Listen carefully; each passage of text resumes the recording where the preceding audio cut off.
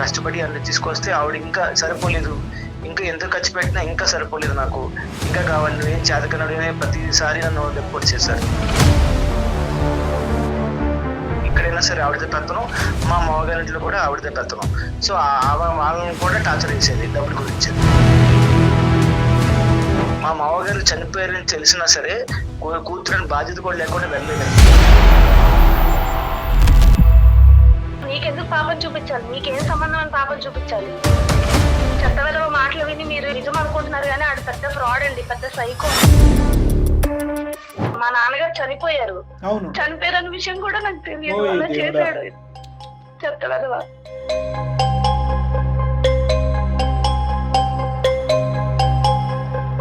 వాళ్ళ ఫాదర్ ని బతుకున్న సేపు డబ్బులు డబ్బులు నాకు ప్రతిసారి అడిగేది. ఏం మాట్లాడుతున్నాను, చెప్పు తీసుకొని కొడతాను నీకు. ఇతనేం చేస్తుంటారండి? కట్నం తీసుకుంటూ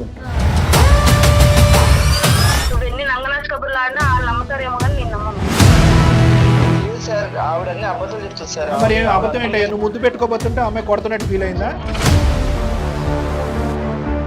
నువ్వు రివర్స్లో చెప్తున్నావు ఏంటి మాకు స్టోరీ? ఆ అమ్మాయికి గట్టిగా వార్నింగ్ ఇచ్చేసి నీకు విడాకులు కూతుర్ని తీసుకొచ్చి ఇచ్చేస్తాం అనుకున్నావా? Home delivery? మా ఫ్యామిలీ నుంచి నా కమ్యూనికేషన్ ఆఫ్ చేసి నన్ను హౌస్ అరెస్ట్ చేశాడండి ఒక 3 months. అది బ్రతికే ఒక అబద్ధం. మీ అమ్మాయి డబ్బులు ఇవ్వని అన్నారు కదా, అందుకే మేము మీతో మాట్లాడుతున్నాం, చూడడం కదా, అందుకే నా తమ్ముడు ఇప్పుడు కూడా నన్ను శత్రువులా చూస్తున్నాడు.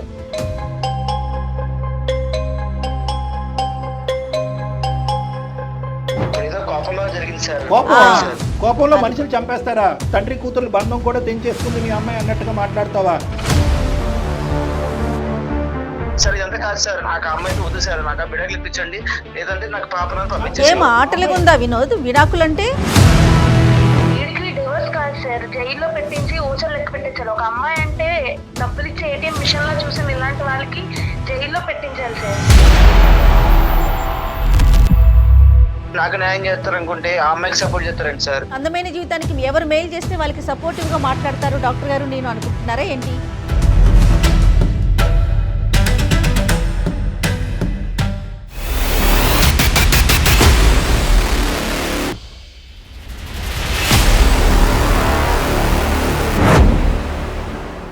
అందం, ఆరోగ్యం, ఆత్మవిశ్వాసం అనూస్తో సాధ్యం. ట్రాన్స్ఫర్మేషన్ సర్వీసెస్ పైన flat 50% discount. Anoos since 1982. Anoos skin and hair clinic సమర్పించు అందమైన జీవితం కార్యక్రమానికి స్వాగతం. నమస్తే కళ్యాణ్ గారు. వినోద్ అని మనకి మెయిల్ చేశారండి. వైఫ్ అండ్ హస్బెండ్ మధ్య ఇష్యూ. ఈ ఇష్యూలు కాస్త ఏమవుతుందంటే పిల్లలు ఉన్నారే వాళ్ళ మీద ప్రభావం పడుతుంది అని ఆలోచించట్లేదండి.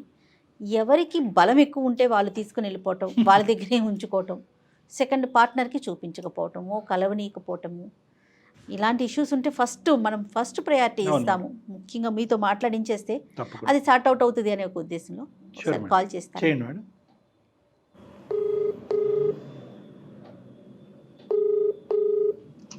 హలో, నమస్తే అండి, వినోద్ గారా? అవునండి, ఎవరండి? నేను జయానండి, సుమన్ టీవీ అందమైన జీవితం ప్రోగ్రామ్ నుంచి కాల్ చేస్తున్నాను. నమస్తే అండి. నాతో పాటు డాక్టర్ కళ్యాణ్ చక్రవర్తి గారు ఉన్నారు. ఒకసారి మీ సమస్య ఏంటో చెప్పండి, డాక్టర్ గారు సరైన సలహా మీకు అందిస్తారు. సరే అండి. ఓకే, సరే. హలో వినోద్ గారు, నమస్తే అండి. నమస్తే సార్. సార్ నమస్తే, చెప్పండి సార్. ఏంటి సార్? సార్ నా పేరు వినోద్ అండి. నా పెళ్లి 4 సంవత్సరాలు అయిందండి.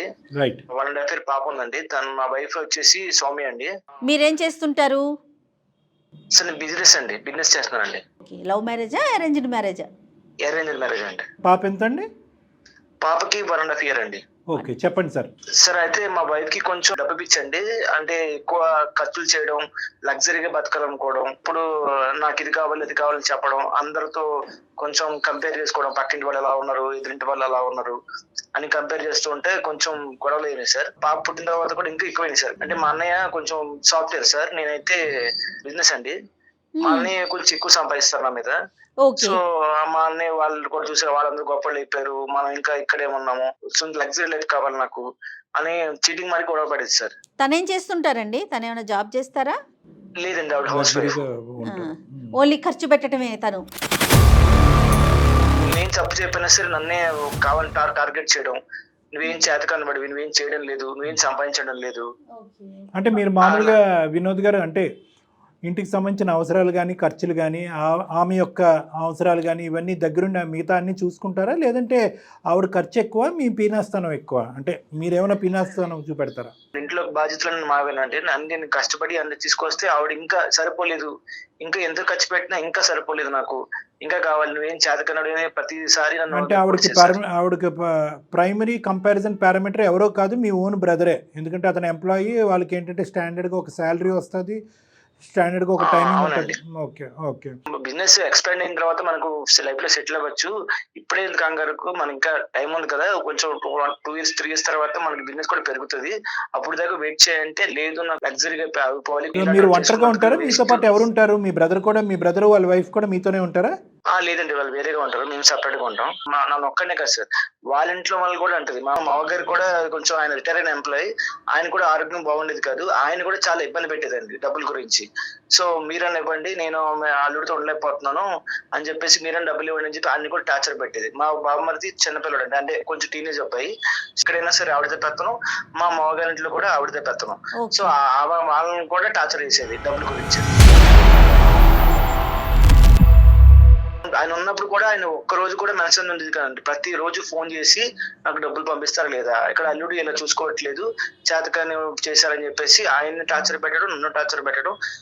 ఓకే, టార్చర్ పెట్టి డబ్బుల గురించి. అతను ఉన్నారండి మీ మామగారు? అప్పుడు లేరండి, ఆయన చనిపోయారు. ఆ తర్వాత ఇలా రోజు గొడవలు వేయడం వల్ల పాప కూడా సరిగ్గా చూసినది కదండి, పాప గురించి కూడా నేను గొడవ పడేవాడిని. నువ్వు సరే మనందరం అయితే గొడవ పడుతున్నాము, పాపలను సరిగ్గా చూసుకోవాలంటే లేదు అని చెప్పేసి ఆ పాప గురించి కూడా గొడవ పడేదండి. అలా గొడవ పెరిగేప్పటికి పాపని తీసుకుని వాళ్ళ పుట్టింటికి వెళ్ళిపోయిందండి. వైఫ్ మీ పాప మీతో లేరా? లేరండి. ఏ కారణం చూపెట్టి వెళ్ళిపోయింది అమ్మాయి? అదేనండి, నేను సంపాదించట్లేదు, పాపను కూడా సరిగ్గా చూసుకోలేవు, నేను చేతకున్నవి. సంపాదించట్లేదు అంటుందా, లేదంటే తన ఖర్చులకి మీ సంపాదన సరిపోవట్లేదు అంటుందా? తన ఖర్చులు నా సంపాదన సరిపోవట్లేదు అంటున్నా. సార్ ఇంకో విషయం చెప్పాలండి, మా అమ్మాయి ఎటువంటి క్యారెక్టర్ అంటే, మా మామగారు చనిపోయారని తెలిసినా సరే కూతురని బాధ్యత కూడా లేకుండా వెళ్ళలేదండి. అంటే ఆయన బతుకున్నప్పుడు సాధించింది, డబ్బులు ఇవ్వలేదని చెప్పేసి చనిపోయినప్పుడు కూడా చూడడానికి కూడా వెళ్ళలేదండి. నేనే వెళ్ళి దగ్గరుండి మా మామగారికి చూసుకున్నానండి అప్పుడు. సో అంటే తను అడిగినప్పుడల్లా ఆ డబ్బు ఇవ్వలేదనే కోపంతో తండ్రి చనిపోయిన తర్వాత కూడా వెళ్ళలేదా? ఆమె వెళ్ళలేదండి.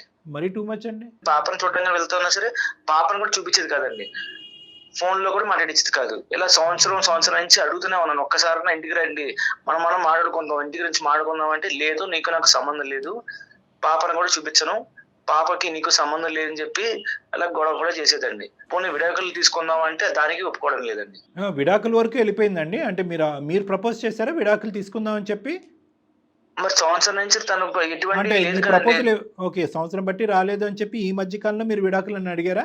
అవునండి. దానికి ఆవిడ ఏమంటది? విడాకులు వద్దు అని అంటది, కానీ ఇక్కడ ఎటువంటి మార్పు వస్తే కనుక పాపను తీసుకుని మళ్ళీ మీ దగ్గరకు వస్తానంటది. ఆవిడకి ఏం కావాలి అంటే మీరు ఇంకొన్ని కోట్లు సంపాదించాలా? అవునండి, అంటే ఇప్పుడు మా అన్నయ్య కోటీశ్వరుడు కదండి, నేను కూడా అట్లా ఎక్కువ సంపాదించి ఆవిడని చూసుకోవాలి. మీరు కోటీశ్వరుడు అవడానికి ఇంకో 10 సంవత్సరాలు పట్టినా కూడా ఆవిడ అక్కడే ఉంటది, మీరు ఇక్కడే ఉండాలి అప్పటి వరకు. అవునండి, అందుకని నాకు విడాకులు ఇప్పించండి సార్, లేకపోతే కనీసం నా పాపను నాకు దగ్గర పంపించండి, అందుకోసం సార్ ఇదంతా. మీరు అనేది ఏంటంటే కనుక మీ భార్య అయితే మీకు వద్దు సార్, ఎందుకంటే ఆవిడ యొక్క ఖర్చు అవనియండి, ఆవిడ యొక్క డిమాండ్స్, మెంటాలిటీస్, తండ్రి చనిపోయినా కూడా చూడటానికి వెళ్ళినటువంటి కూతురు మీ భార్య కింద వద్దు సార్. కూతురు అయితే కావాలి, మీకు కూతురు కావాలి సార్. ఆ అమ్మాయి పేరెంట్స్ తో మాట్లాడారండి, వాళ్ళ మదర్ ఉన్నారు కదా, వాళ్ళతో ఎవరితో మాట్లాడారా మీరు? వాళ్ళందరికీ ఈవిడ మెంటాలిటీ తెలుసు కదా, వాళ్ళు ఏమంటారు? వాళ్ళ తమ్ముడికి ఇప్పుడే తెలిసింది సార్, ఈ మధ్యనే కొంచెం వాళ్ళ అక్క గురించి తెలిసిందే, ఫాదర్ లేరు సార్, చనిపోయారని చెప్పాను కదా. వాళ్ళ మదరు వాళ్ళ తమ్ముడు చెప్పింది కదా సార్, ఈవిడ పెత్తనం వాళ్ళు మాట్లాడించేది కాదు సార్. అసలు పెత్తనం ఓకేలేండి, కానీ అట్లీస్ట్ బాబు అల్లుడు గారు ఇలా ఉంది, ఇంట్లో పరిస్థితి ఇలా ఉంది, ఈ అమ్మాయి ఇలా అంటుంది, ఇన్ని రోజుల తర్వాత తను మీ దగ్గరకు వస్తుంది, మీరు ఇబ్బంది పడకండి, పాప ఇక్కడ బాగానే ఉంది, ఏదో ఒకటి అంటే వాళ్ళ సైడ్ ఉండేటటువంటి వాళ్ళు మీకు ఓదార్చడానికి, ఈ పెళ్లి విడిపోకుండా ఉండడానికి ఏమైనా జాగ్రత్తలు తీసుకుంటున్నారా? వాళ్ళు మాట్లాడారు సార్, కానీ ఆ అమ్మాయి నా సైడ్ వ్యతిరేకంగా చెప్పేది సార్, నేనేదో ఆమెను ఇబ్బంది పెట్టినట్టు, నేనేదో ఆమెను సరిగ్గా చూసుకున్నట్టు చెప్పేది సార్. సో అక్కడ బాగా బ్రెయిన్ వాష్ చేస్తుంది కాబట్టి వాళ్ళు కూడా ఎవరికి మీకు కౌన్సిల్ చేయట్లేదు, ఆ అమ్మాయికి ఏం చెప్పట్లేదు. అవును సార్, డైవర్స్ నోటీస్ పంపించాను సార్, దానికి కూడా రిప్లై లేదు సార్. ఓహో, దానికి కూడా రిప్లై లేదండి? లేదు సార్. అంటే ఆవిడకి ఇష్టం లేదంటే డైవర్స్ అనేది ఆబ్జెక్టివ్ కాదు, మీ ఆబ్జెక్టివ్స్ అయితే క్లియర్గానే ఉన్నాయి. డైవర్స్ కావాలి, పాప నా దగ్గరికి కావాలి, ఆవిడతో ఎటువంటి సంబంధం ఉండకూడదు అనేది మీ ఆబ్జెక్టివ్స్ క్లియర్గా ఉన్నాయి. ఆ అమ్మాయి ఒక ఆబ్జెక్టివ్ మీరు చెప్పిన దాన్ని బట్టి ఏంటంటే డైవర్స్ అయితే నాకు వద్దు కానీ అని చెప్పి నెక్స్ట్ ఏం కావాలో తెలియట్లేదు. నెక్స్ట్ పాప కావాలా, మీరు కావాలా, మీరు అందరూ కలిపి ఒక కుటుంబం కావాలనేది ఆ అమ్మాయి చెప్పట్లేదు. సో కొంచెం మాకు కన్ఫ్యూజన్ గానే ఉంది. కానీ చాలా ఇష్యూస్ చూస్తాం కళ్యాణ్ గారు, బహుశా మరి మీ దాకా వస్తాయేమో. భర్త వద్దు లేదా భార్య వద్దు, డివోర్స్ మాత్రం ఇవ్వరు. మరి అది ఏదైనా కక్ష సాధింపు అనుకుంటారో ఏంటో, మరి అది ఎందుకు అట్లా డెసిషన్ తీసుకుంటారు? మీరు అంటే మీ ఉద్దేశం ఏంటండి అందమైన జీవితానికి మీరు మెయిల్ పెట్టడానికి? మేడం అది నాకైతే పాప కావాలి మేడం, ఒక్కసారి కూడా కలవడం లేదు నాకు ఆ అమ్మాయితో నేనైతే ఉండలేదు మేడం.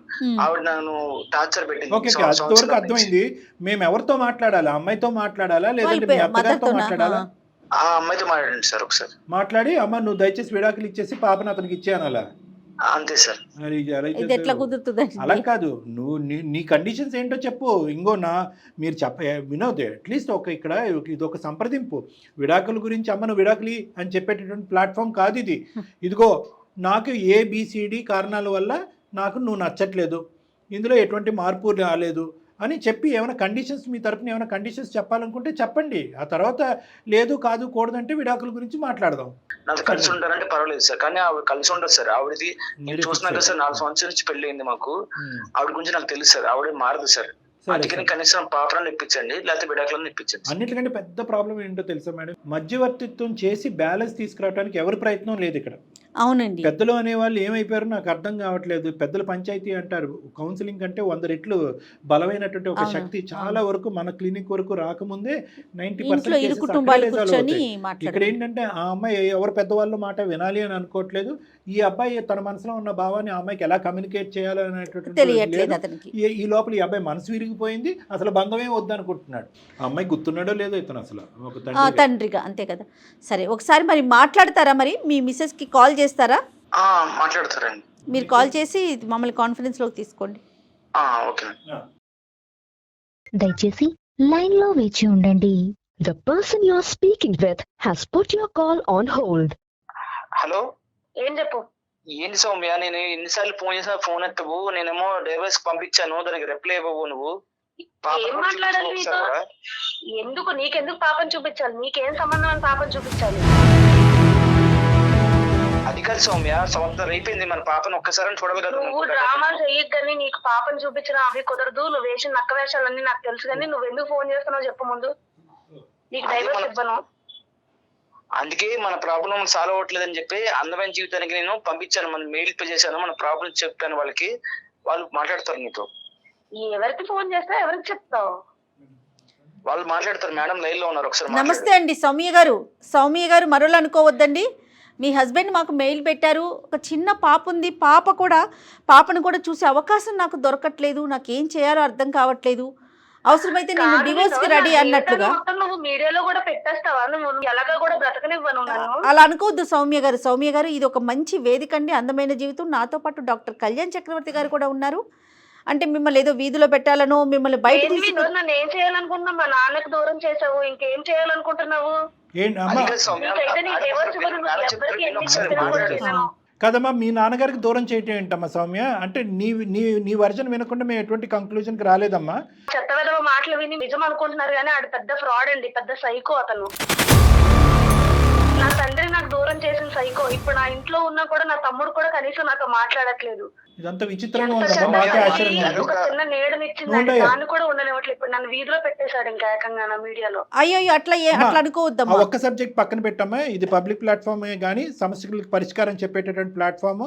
అట్లీస్ట్ నీ బాధ ఏదుందో అట్లీస్ట్ వినడానికి మేము రెడీగా ఉన్నాం. అతని వర్జన్ అనేది మేమేమి గుడ్డిగా నమ్మలేదు. నీ యొక్క వాదన ఏది అనేది వినకుండా మేము ఎటువంటి కంక్లూజన్కి రాము. మీ ఇద్దరికి హెల్ప్ చేయడానికే, ఇన్ఫ్యాక్ట్ నీ బాధ తీరటానికి గురించే ఈ ఎపిసోడ్ అని నువ్వు అనుకో. మీ తండ్రి దగ్గర నుంచి కూడా నిన్ను దూరం చేశాడన్నో. అసలు ఏం జరిగిందమ్మా? మా నాన్నగారు చనిపోయారు. అవును, ఆ చనిపోయిన విషయం కూడా నాకు తెలియకుండా చేశాడండి నన్ను. Oh my God.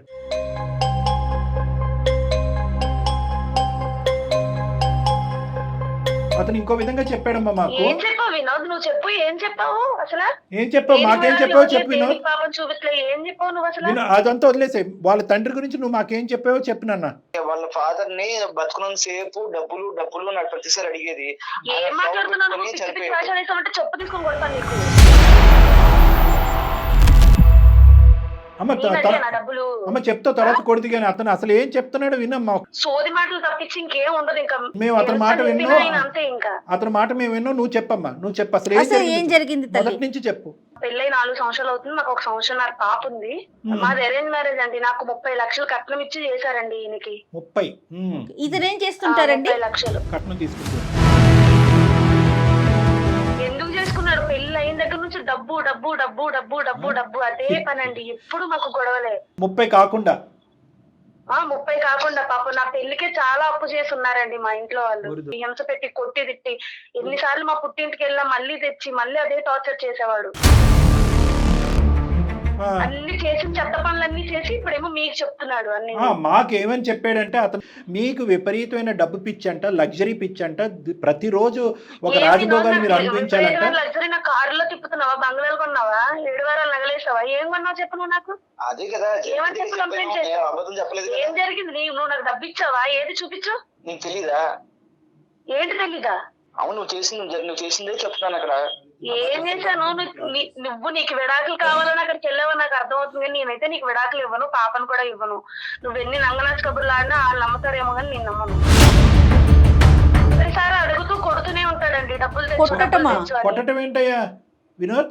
లేదు సార్, ఆవిడ అన్ని అబద్ధాలు చెప్తుంది సార్. మరి అబద్ధం ఏంటయ్యా? నువ్వు గుర్తు పెట్టుకోబోతుంటే ఆమె కొడుతున్నట్టు ఫీల్ అయిందా? అది లేసి ఏదో కోపంలో అలా మాట్లాడుంటుంది సార్, అంతే సార్. మాటలు కాదు, చేతల గురించి అడుగుతుంది అమ్మాయి. ఎన్నిసార్లు నువ్వు కొట్టుంటే ఎన్నిసార్లు మా పుట్టింటికి వెళ్ళాను. నువ్వు రివర్స్ లో చెప్తున్నావు ఏంటి మాకు స్టోరీ? అంటే మేమంతా నువ్వు చెప్పిందల్లా వినేసి ఆ అమ్మాయికి గట్టిగా వార్నింగ్ ఇచ్చేసి నీకు విడాకులు కూతుర్ని తీసుకొచ్చి ఇచ్చేస్తావు అనుకున్నావా? Home delivery.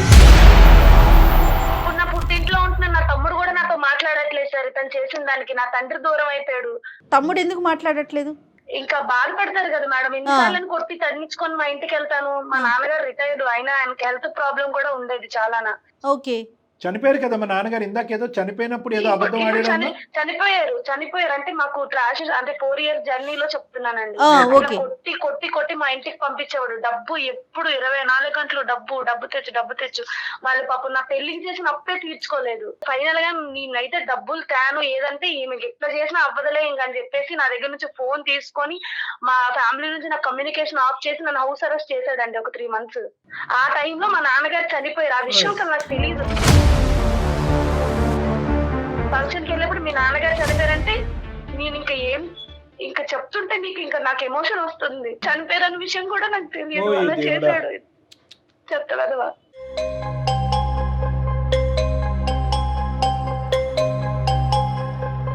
మనిషివేనా? డబ్బు కోసమే మా నాన్నగారు చనిపోయినప్పుడు కూడా ఆయన నా కూతురు నన్ను చూడడానికి వాళ్ళకి డబ్బు కోసమే ఆయన ఒక ముద్ర వేసి, నా దగ్గర ఫోన్ లేదు, ఏం లేదు, మినిమం కమ్యూనికేషన్ లేదండి మా ఇంట్లో వాళ్ళతో. అది ఎదవ అంత పనికమని లేదు, అన్ని చెప్పేది అబద్ధాలే. అది బ్రతికే ఒక అబద్ధం. ఇతను వెళ్ళి మీ అమ్మాయి డబ్బులు ఇవ్వని అన్నారు కదా, అందుకే మేము మీతో మాట్లాడుతూ చూడడానికి కదా, అందుకే నా తమ్ముడు ఇప్పుడు కూడా నాకు శత్రువులా చూస్తున్నాడు. ఆఖరి చూపు కూడా లేకుండా చేశాడు. అదేనమ్మా, అదే ఇప్పుడు డబ్బులు ఇవ్వటాలు, డబ్బులు పుచ్చుకోవటాలు, కట్నాలు ఇదంతా ఒక ఎత్తు అయితే కనుక తండ్రి చనిపోయిన తర్వాత ఆఖరి చూపు కూడా నీకు దక్కకుండా చేశాడు చూడండి. అందుకే నేను ఇంకా బతుకుంటాను కానీ టార్చర్ అంటే ఏంటో చూపించాలని నిర్ణయం తీసుకున్నాను. ఫ్యామిలీ అంతా డబ్బు పిచ్చి ఫ్యామిలీ సార్.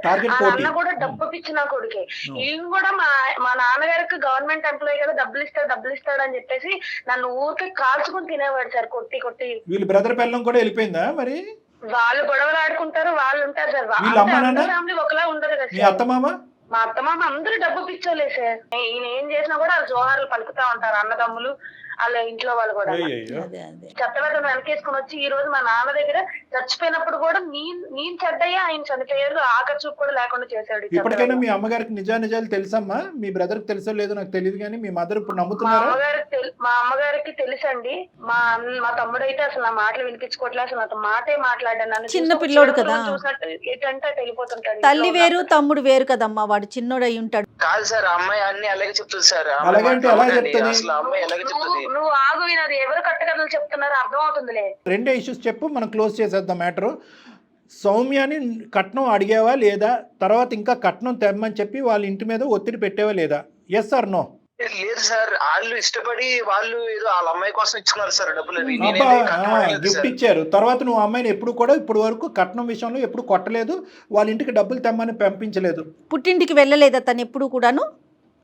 ఆ పుట్టింటికి వెళ్ళింది మేడం, అంటే ఏదో గొడవ మాట పెరిగి పుట్టింటికి వెళ్ళింది తప్ప అదే ఆ నేను మాట అమ్మాయిని మాట ఏమీ పెరగడం టార్చర్ వెనకాల చేయలేదు కథ మేడం. నీ కట్నం ఆశే కదా. దేనికి కొట్టావో, ఎందుకు పుట్టింటికి వెళ్ళాను అది చెప్పు నువ్వు. నేను ఎప్పుడు కొట్టాను? నువ్వే కదా గొడవ చిన్న విషయాన్ని గొడవ పడేదానివి, పాపను కూడా చూపించలేదు నువ్వు. సరే ఇదంతా కాదు సార్, నాకు ఆ అమ్మాయితో వద్దు సార్, నాకు ఆ బిడకలు ఇప్పించండి, లేదంటే నాకు పాపలను పంపించేసి. కాదు ఏం కాదు, ఆటలు అమ్మాయి ఉందా వినోద్? విడాకులంటే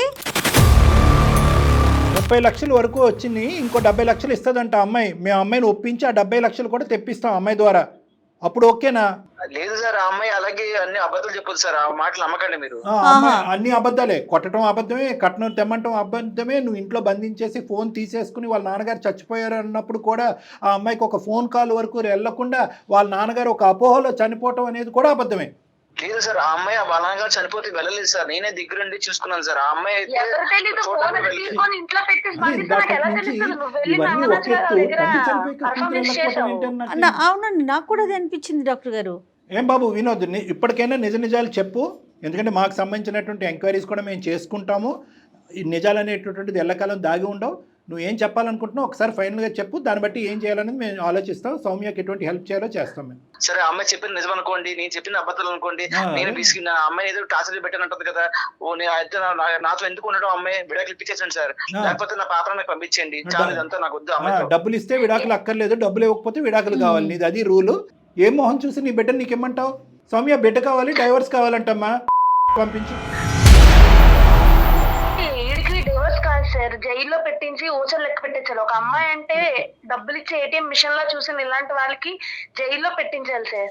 వీడికి విడాకులు కాదు, బతుకుంటాడు కానీ నరకం అంటే ఏంటో చూపించాలి. నేను చచ్చే వరకు ఆయన చచ్చినా కూడా ఇట్లానే అనుభవించాలి సార్. ఎందుకంటే నాలాగా ఇంకొక ఆడపిల్ల జీవితం నాశనం అవ్వకూడదు అతని చేతుల్లోని. నా తండ్రికి నన్ను దూరం చేసి నన్ను ఎంత షాప్ పెట్టి ఎంత బాధ పెడుతున్నాడు, నా ఇంట్లో వాళ్ళని కూడా నాకు దూరం చేసి శత్రువులో చూసేలా చేశాడు సార్. ఇలాంటి అతనికి ఇంతకన్నా దారుణమైన శిక్ష పడాలి. ఏమైనా ఉంటే ఇతనికి శిక్ష వేయించి ఊచలు లెక్క పెట్టించండి సార్.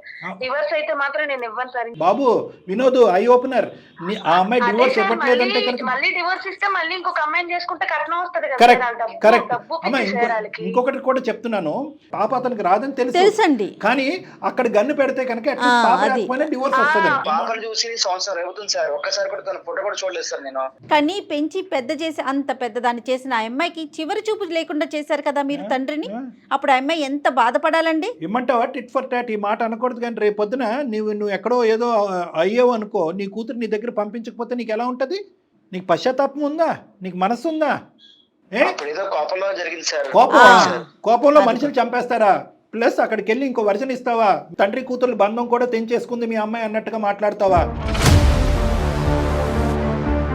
ఎంత కోపం అయ్యా, దేని గురించి నీ కోపం? క్షమించరాని తప్పది. నీ కోపం కాదు, డబ్బంటే కక్కుర్తి, డబ్బంటే ఆశ. నీకు ఆది మధ్య అంతం లేదు, నీకు ఒక ఆలోచన లేదు నీకు. ఇంకొకటమ్మా సౌమ్య, నువ్వు ఎండ్ అంటున్నావు, అతను ఇలా బాధ పెడతానంటున్నావు, ఇది పద్ధతి కాదమ్మా. నువ్వు నిజంగా అతన్ని శిక్షించాలనుకుంటే కనుక దానికి వేరే మార్గాలు ఉన్నాయి. అసలు డౌరీ హెరాస్మెంట్ కింద భయంకరమైన లీగల్ సిస్టమ్, లా సిస్టమ్స్ ఉన్నాయి. మీరు మీకు ఏదో మెయిల్ చేసి నాకు న్యాయం చేస్తారు అనుకుంటే ఆ అమ్మాయికి సపోర్ట్ చేస్తారండి సార్. నాకు న్యాయం చేయండి సార్, విడాకులు ఇప్పించండి సార్. కాదు వినోద్, అందమైన జీవితానికి ఎవరు మెయిల్ చేస్తే వాళ్ళకి సపోర్టివ్ గా మాట్లాడతారు డాక్టర్ గారు నేను అనుకుంటున్నారా ఏంటి? నా సైడ్ కూడా ఆలోచించండి. ఏంటి నీ సైడ్ ఏం ఆలోచించేది? ఒక తండ్రి నువ్వు ఇంకా అమ్మాయి స్థానంలోకి వెళ్ళి నిలబడి ఒక 2 నిమిషాలు కొద్దిగా మానసికంగా ఒక పశ్చాత్తాపం చూపెట్టయ్యా. అరే నీ తండ్రిని నిన్ను దూరం చేశాను, మీ తండ్రి చనిపోయిన నా ఆఖరి చూపు దక్కలేదని చెప్పి ఇప్పుడు కూడా డివోర్స్ కావాలని అదే పాఠం పాడుతున్నావు నువ్వు. ఆ అమ్మాయి చేస్తే కనుక నువ్వు ఓసలు లెక్క పెడతావు తెలుసా? సార్ సెక్షన్లు కేసులు పెడుతున్నారు, కొంచెం నా సైడ్ ఆలోచించండి సార్. పాపను తిప్పించండి సార్. కనీసం ఒక మెట్టు దిగేవు. ఇప్పుడు ఫస్ట్ కట్నం అన్నావు, కట్నం ఇవ్వకపోతే డైవర్స్ అన్నావు, డైవర్స్ లేదంటే కనుక పాపని ఇప్పించమంటున్నావు. ఇవన్నీ వస్తువులా? డబ్బులతో కొనుక్కునేటటువంటి వస్తువులా? ఇదేమైనా వ్యాపారమా? నువ్వు చేసేటటువంటి వ్యాపారమా? ఇప్పుడు అతను బతిమాలుకుంటున్నాడు డైవర్స్ కావాలని చెప్పి. ఏంటి నీ ఫైనల్గా నీ మాట ఏంటి? డైవర్స్ అయితే ఇవ్వను సార్. ఇప్పుడు మళ్ళీ కలిసి ఉంటే మా తమ్ముడిని మా అమ్మను కూడా నా నుంచి దూరం చేసేసి మళ్ళీ డబ్బు పిచ్చి, ఇప్పుడు ఆల్రెడీ మా తమ్ముడు మా అక్కకి డబ్బు పిచ్చి మా నాన్న రాలేదు అన్నట్టు నన్ను చేశారు సార్. ఇంకా మళ్ళీ అదే అనుకున్నాను. అది కాదు సౌమ్య, మనం ఆడుకుందాం. ఏదో మీకు కావాలంటే మీ ఇంటికి నేను వస్తాను. సో మీ అమ్మగారితో మీ తమ్ముడితో నేను మాట్లాడతాను. నీ తప్పు ఇప్పుడు ఎలాగో నీకు న్యాయం చేయాలని చెప్పి అందమైన జీవితం కాలేజ్ ఇప్పుడు మేడం సార్ సపోర్ట్ తోని నేను లీగల్ గా ప్రొసీడ్ అవుతానులే. మంచి మాట. రైట్ అమ్మ, మేము చెప్పేది కూడా నువ్వు ఆల్రెడీ చెప్పేసావమ్మా. చాలా సంతోషం అమ్మా. ఇలా జీవితాలు సర్వనాశనం చేసేటటువంటి నీలాంటి వాళ్ళందరికీ గుణపాఠం చెప్పేటటువంటి ఒక గొప్ప ఎపిసోడ్ ఇది. ఏదో గొడవలు వచ్చేసి చిన్న మాట మాటిపోయి అలాగైంది సార్. నాకు తప్పుని తెలుసుకుంటాను సార్. కొంచెం ఒక్కసారి మాత్రం మా అమ్మాయి సార్ నా గురించి మాట్లాడారు. నువ్వు చెప్తావు, నువ్వు ఇవన్నీ దొంగ మాటలు అన్ని చెప్పేసి ఇప్పుడేమో లాస్ట్ లోనేమో నీ నిజ స్వరూపం బయటపడిపోయిన తర్వాత చెప్తున్నావు వాళ్ళకి.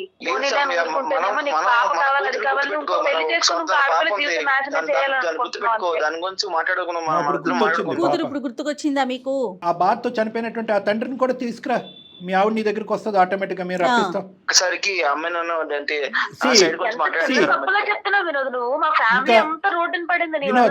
అతను అందమైన జీవితం యొక్క టార్గెట్ ని మిస్అండర్స్టాండ్ చేసుకుని మాకు ఈమెయిల్ పంపించాడు.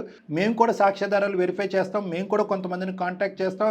తర్వాతే మేము ఒక కంక్లూజన్ రావటం అని జరుగుతుంది. పూర్తిగా న్యాయం నీ సైడ్ ఉంది సౌమ్య. నీకు మేము సపోర్ట్గా నిలబడతాం. నిన్ను బతిమాలటం కానీ నిన్ను అతని దగ్గర పంపించడం అనేటటువంటి ప్రయత్నం మేము చెయ్యం. ఒకప్పుడు మేము చేసినా కూడా నువ్వు వినేటటువంటి పొజిషన్లో లేవు, ఎందుకంటే నరక యాతను నువ్వు అనుభవించావు కాబట్టి. ఈ ఫోన్ కాల్ పెట్టేసిన తర్వాత జయ మేడంతో నువ్వు టచ్లో ఉండాలి. ఎందుకంటే కనుక మేము లీగల్ హెల్ప్ ఎక్కడి నుంచి నీకు సపోర్టివ్గా ఉంటుంది అనేటటువంటి కొన్ని హెల్ప్ కూడా మీ గైడెన్స్ కూడా మేము ఇవ్వటం అనేది జరుగుతుంది. ఓకేనా సౌమ్య? ఇప్పుడు మనం ఆడుకోవాలి. ఎంతైనా సరే మన ఇద్దరు భార్య భర్తలు. సో దీంట్లో మూడో వ్యక్తి రాకూడదు కదా. సో వాళ్ళకి న్యాయం చేస్తారు. మరి మమ్మల్ని ఎందుకు ఈమెయిల్ పంపించేవయ్యా? మరి మేము మూడో వ్యక్తులే కదా. మేము మూడో వ్యక్తులు కాదా? మీ ఫ్యామిలీ మెంబర్స్? నీకు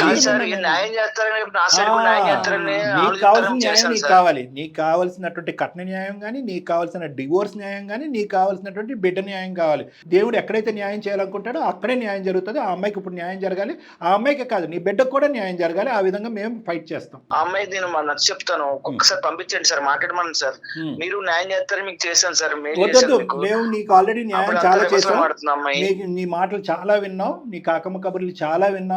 డబ్బు కక్కుర్తి పడినటువంటి ఒక ఆడదాన్ని శిక్షించండి అంటూ మాకు పంపించినటువంటి ఈమెయిల్ మేము చాలా తరువుగా చదివాం. ఒక భయంకరమైనటువంటి ఆడదాని దగ్గర నుంచి నాకు విముక్తి కలిగించండి అనేటువంటి డివోర్స్ ఇప్పించండి అనే అంశాన్ని కూడా చాలాసేపు విన్నాం. ఇంకా వినాలి అని మేము అనుకోవట్లేదు. ఆ అమ్మాయికి న్యాయం ఏ విధంగా న్యాయం జరగాలో ఆ అమ్మాయి చేయడానికి మేము రెడీగా ఉన్నాం. సౌమ్య, నువ్వు మా కాంటాక్ట్లో ఉండమ్మా. మా నెంబర్ కూడా ఇప్పుడు మెసేజ్ పంపిస్తారు. మీ నెంబర్ మా దగ్గర ఉంది, మేడం పంపిస్తారు. నా సైడ్ గురించి ఆలోచించండి. నీ సైడ్ గురించి చాలా ఆలోచించాం, కానీ మేము ఇంత కఠినంగా ఎప్పుడు కూడా వ్యవహరించలేదు. కానీ ఇంత భయంకరమైనటువంటి పరిస్థితికి ఇదే న్యాయం అన్నట్టుగా మేము గట్టిగా నమ్మిన తర్వాత ఇది చెప్తున్నాం. నీకేమీ అన్యాయం జరగలేదు. ఆ అమ్మాయికి పూర్తి అన్యాయం జరిగింది. ఆ అమ్మాయికి న్యాయం ఇప్పటికైనా జరిగింది. కానీ అసలు ఎంత అంటే వాళ్ళు ఎవరు మెయిల్ పెడితే వాళ్ళ వైపు వెళ్ళిపోతుంది అట్లా అనుకుంటున్నారు ఏంటో. మేము ఎవరు అంటే ఫస్ట్ ముందు మేము చెప్తే మాదే నిజం అట్లా అనుకుంటారు కదా డాక్టర్ గారు. అది ఒకటి. ఈమెయిల్ పంపించిన ఒకటి. పోనీ ఈమెయిల్ పంపించిన తర్వాత మన ఫోన్ కాల్ ఆన్సర్ చేసిన తర్వాత నాన్న నీకేంటి అన్యాయం జరిగిందంటే అతని సైడ్ నుంచి ఒక 10%, 20%, 25% నా సైడ్ కూడా ఈ కట్నం గురించి కక్కుతు పడ్డాను, ఈ విధంగా హింసించాను, బాధపడ్డాను అనేటటువంటి మాట అంటే నీకేమైనా బుద్ధి ఉందా అయ్యా? అలా మాట్లాడతారా నీ భార్య నీకు అని అన్నా ఒక విధంగా ఉండేది. అతను కట్నం సబ్జెక్ట్ తీయలేదు. వాళ్ళ తండ్రి చనిపోయినటువంటి సబ్జెక్ట్ను మార్చేశాడు. క్రూరాతి క్రూరంగా ఒక భార్యని డిస్క్రైబ్ చేశాడు. అసలు కనికరం లేనటువంటి డబ్బు పిశాచి అన్నట్టుగా డిస్క్రిప్షన్ ఇచ్చాడు. పైపెచ్చి ఏంటంటే కాంప్రమైజు, నెగోసియేషను, కౌన్సిలింగ్ అనే పదాలు కాకుండా భార్య డిలీటెడ్. ఎందుకంటే కట్నం రానటువంటి భార్య నాకు ఇమీడియట్ గా డిలీట్ అయిపోవాలి. డివోర్స్ ఇస్తే కనుక నేను పరిగెట్టుకుని ఇంకో అమ్మాయిని చేసుకుంటాను. కూతుర్ని గిఫ్ట్ గా పంపించండి. చూడండి, ఇంత కక్కుర్తి అయినటువంటి మనిషి, ఇటువంటి మనస్తత్వం, దయాదాక్షిణ్యాలు లేనటువంటి ఈ మనిషితో ఏ ఆడదాన్ని పంపిస్తామండి? తండ్రి చనిపోయిన తర్వాత కూతుర్ని పంపించలేదండి. చెప్పకపోవటం విషయం చెప్పకపోవటం డాక్టర్ గారు విషయం చెప్పకపోవటం చాలా బాధాకరమైన విషయం కదా. సౌమ్యకి పూర్తి మద్దతు ఇద్దాం మనం. కానీ డాక్టర్ గారు మీరు పాపని తీసుకెళ్లే ఉద్దేశం అతనికి లేదండి. ఓన్లీ డివోర్స్ కోసమే. కాకపోతే ఆ అమ్మాయిని మనకి ఎరగా చూపిస్తున్నాడు అంతే. వదులుతాడనేసి. సో సౌమ్యతో నేను మాట్లాడి తనకి హెల్ప్ చేద్దామండి. నమస్తే.